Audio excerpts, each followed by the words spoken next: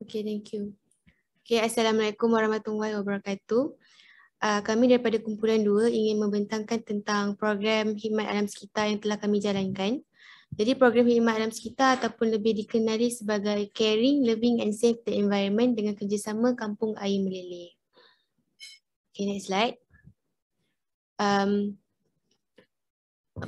Pertama sekali kami ingin merakamkan jutaan terima kasih dan sekalung penghargaan kepada madam kami iaitu Puan Nurhatini binti Abdul Rahman, pensyarah kursus MPU 3412 atas segala sokongan, semangat dan tujuan ajar sepanjang kami menjayakan program ini.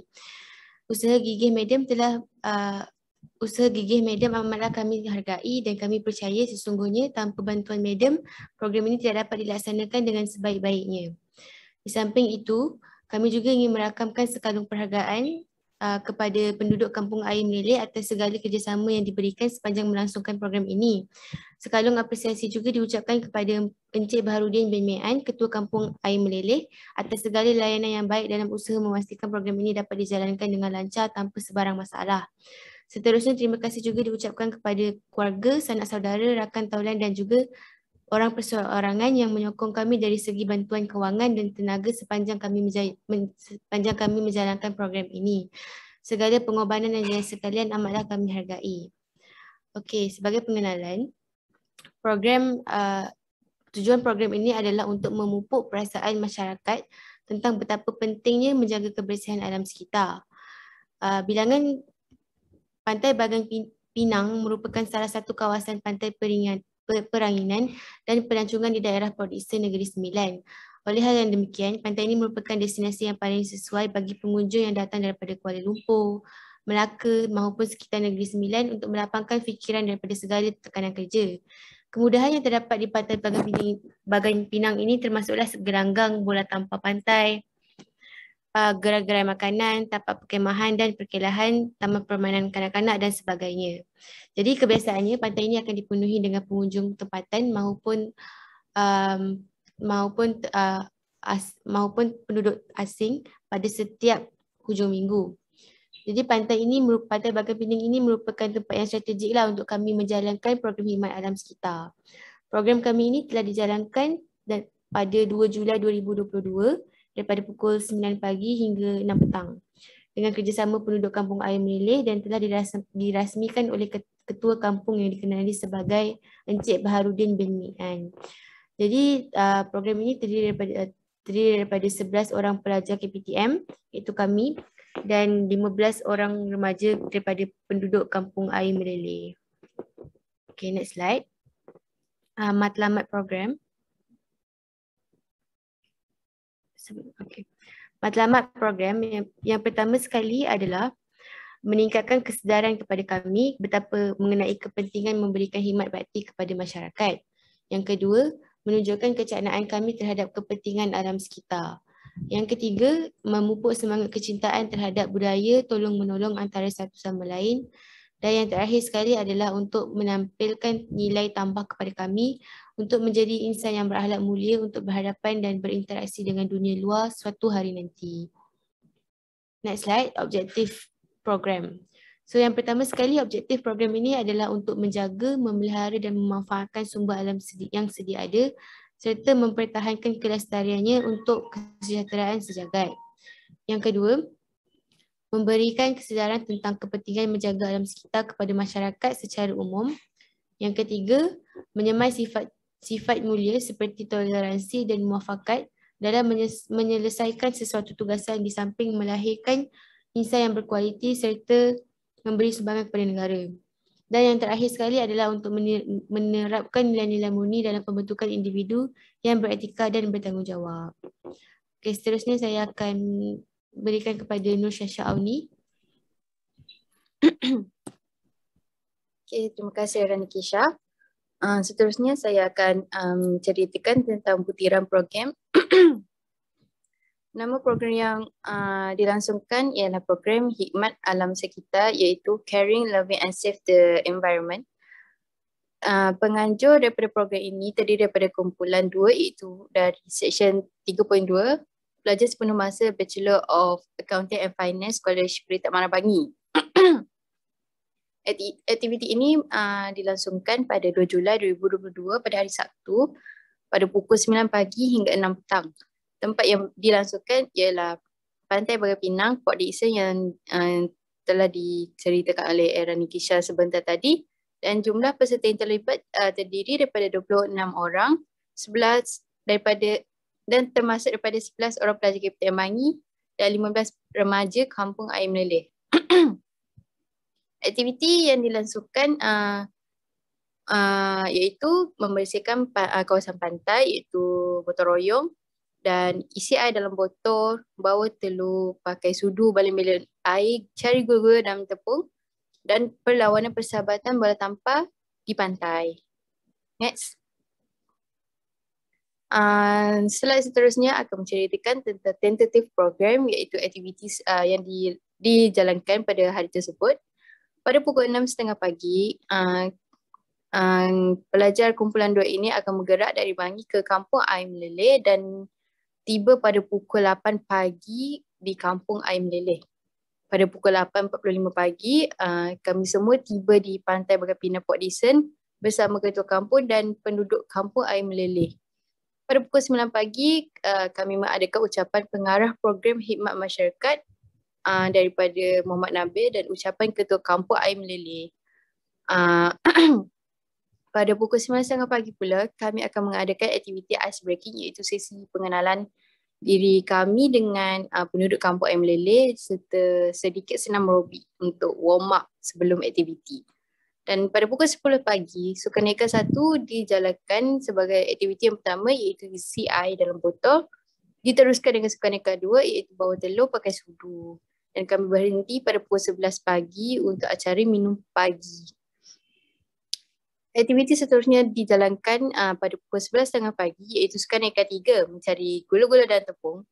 Diteruskan dengan Sukaneka 4, baling belon air dan perlawanan persahabatan bola tampar pantai sebagai aktiviti yang terakhir dalam Sukaneka.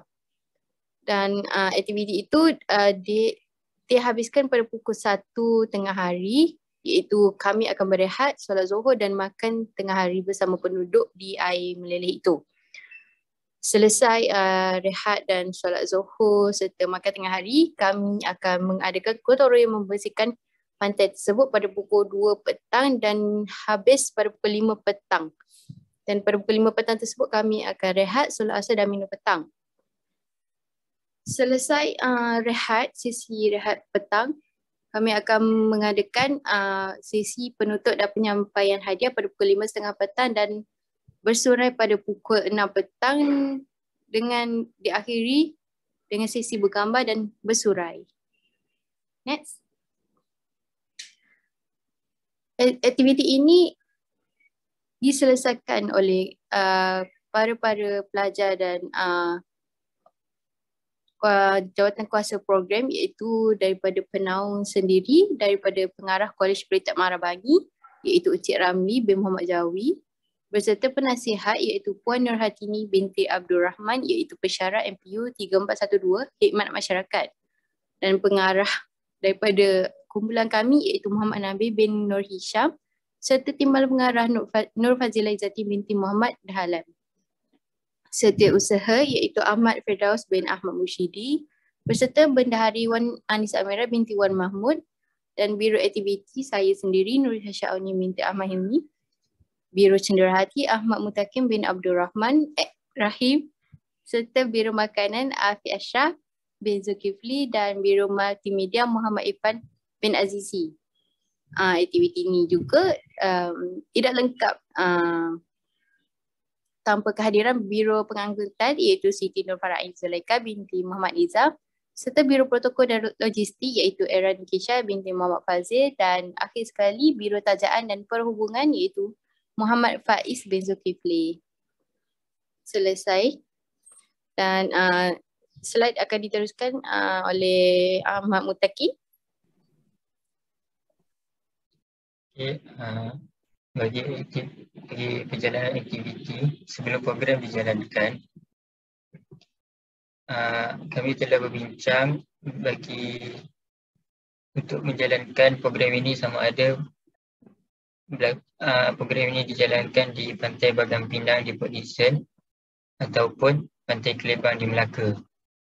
Setelah pembincangan dibuat, Pantai Bagan Pinang menjadi pilihan atas faktor jarak dan juga berdekatan dengan rumah para peserta. Selepas itu, Timbalan Pengarah Program telah berjumpa dengan Encik Baharudin bin Mian, iaitu Ketua Kampung Air Meleleh, untuk berbincang tentang program yang bakal dijalankan. Setelah pembincangan telah dibuat, kami telah membuat kertas kerja untuk dibentangkan kepada pensyarah kami untuk mendapatkan kebenaran. Selepas itu, beberapa siri mesyuarat telah dijalankan untuk perbincangan tentang atur cara program dan mengagihkan tugasan. Hasil dari beberapa siri mesyuarat tersebut, pihak perempuan telah diamanahkan untuk melawat tapak program pada 1 hari bulan Julai dan pihak lelaki telah bergerak ke Ekonsif Jalan Reko pada 29 hari bulan untuk membeli segala keperluan untuk program tersebut. Seterusnya, bagi laporan pembelajaran program, kos telah dibahagikan kepada 5 kos, iaitu kos multimedia, kos makanan dan minuman, kos aktiviti, kos hadiah dan kos pengangkutan. Bagi kos multimedia, nilai yang telah dibelanjakan adalah sebanyak RM148 bagi tujuan penempahan banner dan jurugambar. Bagi kos makanan dan minuman ialah sebanyak RM526.50. Ia termasuk makanan seharian, iaitu makan pagi, tengah hari dan minum petang. Bagi kos aktiviti, nilai yang telah dibelanjakan adalah sebanyak RM87.75, di mana contohnya barang yang telah dibeli adalah seperti beg plastik, sarung tangan dan lain-lain. Bagi kos hadiah pula, wang yang telah dibelanjakan adalah sebanyak RM230.60, di mana hadiah yang telah dibeli adalah seperti hamper besar 2, hamper sederhana 3 dan sijil perhargaan beserta bingkai frame, bingkai dokumen. Yang kos yang terakhir iaitu kos pengangkutan. Kos ini bernilai RM180, di mana telah dibelanjakan untuk minyak petrol 2 kereta dan termasuk sekali dengan tol. Dan hasil daripada kos-kos ini, jumlah telah dibelanjakan adalah sebanyak RM1,167.85. Baiklah, seterusnya adalah laporan tajaan. Bagi laporan tajaan, kami telah mendapat RM500 daripada sumbangan tabung aktiviti pelajar KPTM dan lagi RM500 adalah daripada sebuah syarikat Trilex Trading Enterprise dan RM200 adalah daripada sumbangan persendirian, iaitu daripada sumbangan ahli kumpulan ini. Dan hasil sumbangan-sumbangan tersebut, jumlah yang berjaya dikutip adalah sebanyak RM1,200. Seterusnya,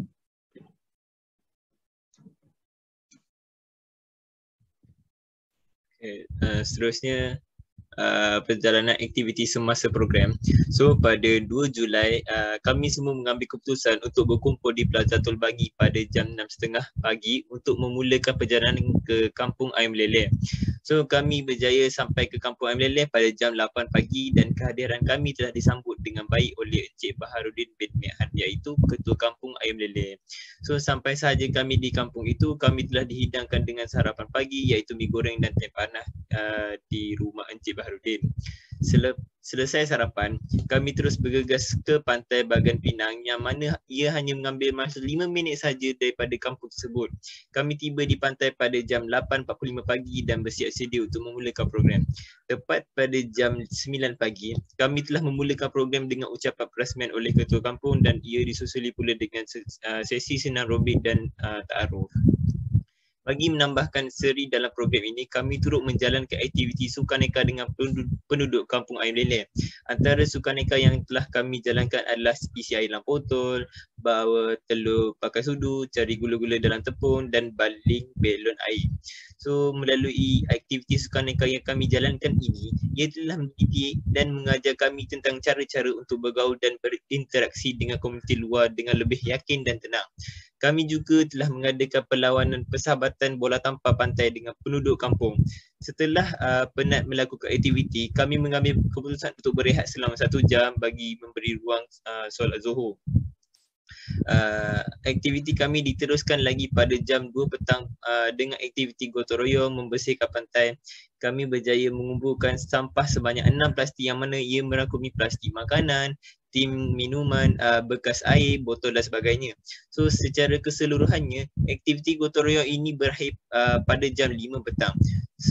Seusai sahaja gotong royong, kami menunaikan solat asar dan minum petang sebelum majlis penutup berlangsung. Tepat jam 5.30 kami memulakan majlis penutup dan bersurai sepenuhnya pada jam 6 petang. Kami sangat berpuas hati dengan usaha gigih yang telah lakukan bagi memastikan program ini berjalan dengan baik. So next. Permasalahan dan cadangan. Sepanjang aktiviti ini berlangsung, kami telah mendapati bahawa tong sampah yang dibekalkan di kawasan pantai Bagan Pinang ini terlampau sedikit dan ia tidak mampu untuk menampung jumlah pengunjung yang datang ke sini. Sepanjang aktiviti gotong royong berlangsung, kami mendapati bahawa Majlis Pemandaran Port Dickson hanya membekalkan 4 tong sampah sahaja di sekitar kawasan pantai ini. Disebabkan tong sampah yang tidak mencukupi, pengunjung hanya membiarkan sampah atau sisa makanan yang dibeli di tepi tong sampah sahaja. Hal ini telah mengakibatkan sampah itu telah berterbangan di pantai seperti kawasan pokok, kawasan pesisiran pantai, taman permainan dan taman tapak perkhemahan. Keadaan sampah sarap yang bertaburan ini boleh membahayakan kehidupan akuatik dan juga boleh memberikan taparan buruk kepada pengunjung asing. Oleh itu, kami mencadangkan kepada pihak Majlis Pemandaran Port Dickson untuk membekalkan lebih banyak tong sampah di kawasan pantai ini lebih-lebih lagi pada waktu hujung minggu.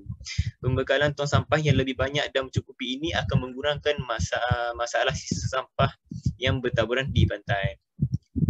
So, seterusnya pada 11 petang, kami mendapati air di sekitar pantai Bagan Pinang kelihatan sedikit tercemar dengan sisa tumpahan minyak yang mana ia dipercayai berpunca daripada kapal sekitar pelabuhan Port Dickson.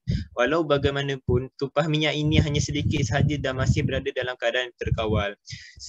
Tapi sekiranya masalah ini tidak dibendung dengan kadar yang segera, ia mampu merencatkan sektor pelancongan di pantai ini yang mana pengunjung mula berkurang dan lebih selesa untuk mencari kawasan peranginan baharu untuk dilawati.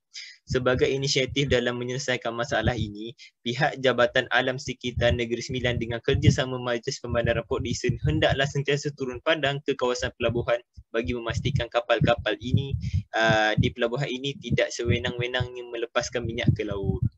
Dan akhir sekali kami turut melihat sistem perpaipan tandas yang tidak sistematik. Hal ini kerana sisa kumbahan tandas hanya dibiarkan begitu saja tanpa ditutup. Hal ini telah mendatangkan bau yang sangat busuk di kawasan pantai sehingga mengganggu pengunjung untuk datang beriadah. Lebih menyedihkan lagi adalah apabila sisa kumbahan yang penuh di dalam longkang akan dibiarkan mengalir begitu saja ke kawasan rumput berdekatan pantai. Tinjauan yang telah kami jalankan kepada pengunjung di situ rata-ratanya kesal dengan sistem perpaipan tandas yang tidak diselenggara dengan baik sehingga pada akhirnya mengganggu ketenteraman pengunjung untuk datang berkelah. Jika boleh dicadangkan, kami berharap agar pihak yang wajib akan mengambil tindakan yang pantas atas masalah perpaipan yang berlaku ini. Kerana pantai Bagan Pinang ini merupakan pantai yang sering dikunjungi oleh pengunjung untuk berkemah dan berkelah. So next slide.